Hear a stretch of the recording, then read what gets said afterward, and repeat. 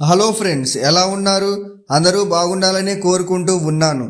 ఈరోజు అమెరికాలో ఉన్న అత్యంత రహస్యమైన ప్రదేశం గురించి మాట్లాడదాం. దాని పేరు Mount Weather emergency operations centre. ఇది చాలామందికి ఎప్పుడూ కనిపించని పేరు, కానీ నిజానికి ఇది అమెరికా ప్రభుత్వంలో అత్యంత ముఖ్యమైన, అత్యంత సురక్షితమైన బంకర్.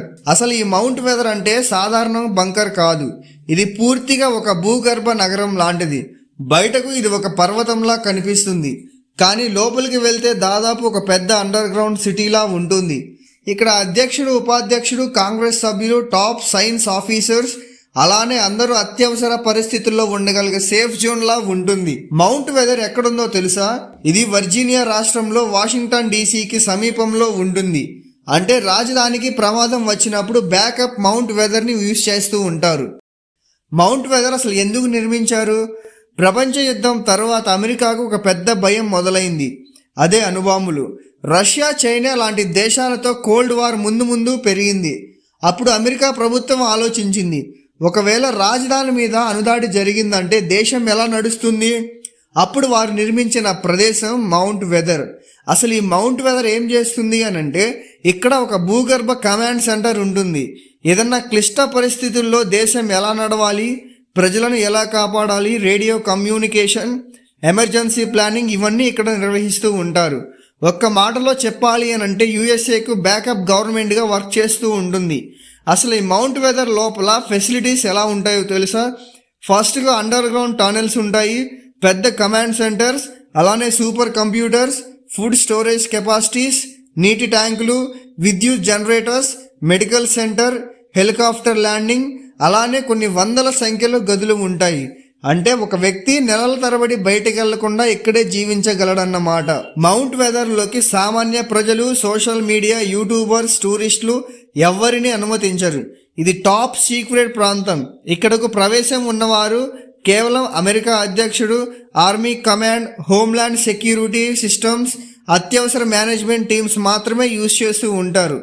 బయట నుంచి మాత్రమే దాని సరిహద్దులు కనిపిస్తాయి. లోపల ఏముంది అనేది చెప్పడం కూడా నిషేధం అన్నమాట. కొన్ని అత్యవసర సమయాల్లో మౌంట్ ఎవరెస్ట్ ఏం చేస్తుంది అంటే, ఎగ్జాంపుల్గా ఒక అణుదాడి జరిగింది, లేదా బయోలాజికల్ అటాక్, అలానే భూకంపం, పెద్ద సునామీ, దేశంపై భారీ ఉగ్రదాడి జరిగింది అని అనుకోండి. ఇలాంటి సందర్భాల్లో అధ్యక్షుడు లేదా ప్రభుత్వం వెంటనే మౌంట్ వెదర్కి తరలిస్తారు. అక్కడి నుంచి దేశానికి సంబంధించిన కమాండ్స్ ఇస్తారు. మౌంట్ వెదర్ మొదట భయపడిన ఘటన 1962లో ప్లేన్ క్రాష్. ఒక చిన్న విమానం ఈ ప్రాంతంలో క్రాష్ అయింది. అప్పుడు మీడియా ఈ ప్రాంతం గురించి తెలుసుకొని వివరాలు బయటపెట్టింది. అప్పటి వరకు ఇది నేల మీద లేదు, పూర్తిగా రహస్య ప్రణాళిక. 2001 సెప్టెంబర్ 11 దాడుల్లో అమెరికాని టార్గెట్ చేసినప్పుడు అధ్యక్షుడితో పాటు కాంగ్రెస్ సభ్యులలో కొందరిని మౌంట్ వెదర్కి తీసుకువెళ్లారు. అంటే అదే రోజు ఈ ప్రదేశం అమెరికా భవిష్యత్తును రక్షించిన కేంద్రంగా పనిచేసింది. సో మెయిన్గా ఇక్కడ ఉండేది weather control technologies, satellite backup systems, EMP production systems ఉంటాయి. ఇప్పటికీ రహస్యంగా ఉంచిన టెక్నాలజీలు ఉన్నాయని, వీటి గురించి ప్రభుత్వం ఎప్పుడూ మాట్లాడదు. ఇవి అన్ని అంచనాలు మాత్రమే. అసలు మౌంట్ వెదర్ ప్రజల్లో భయం, అలానే కుతూహలం ఎందుకు పుట్టిందో తెలుసా? బయట ప్రజల్లో ఇది ఒక మిస్టరీ. కొందరికి ఇది గుప్త బంకర్, కొందరికి ఇది అమెరికా ప్రభుత్వం నిర్మించిన సీక్రెట్ సిటీ, కొంతమంది కాన్స్పిరసీ థియరీస్ కూడా నమ్ముతారు.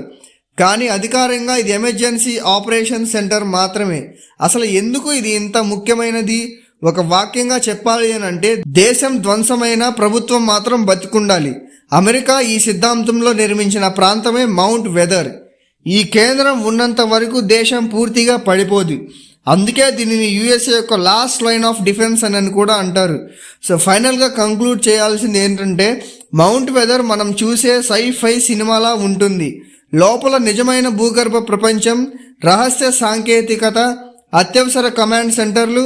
ప్రపంచంలో చాలా దేశాలకు ఇలాంటి బంకర్లు ఉన్నాయని, కానీ అమెరికాలోనే మౌంట్ వెదర్ మాత్రం అందులో అత్యంత శక్తివంతమని చెప్తూ ఉంటారు. మీకు ఈ రహస్య కథ నచ్చితే లైక్ చేయండి, షేర్ చేయండి. మరిన్ని ఆసక్తికర విషయాల కోసం సబ్స్క్రైబ్ చేయడం మాత్రం మర్చిపోవద్దు.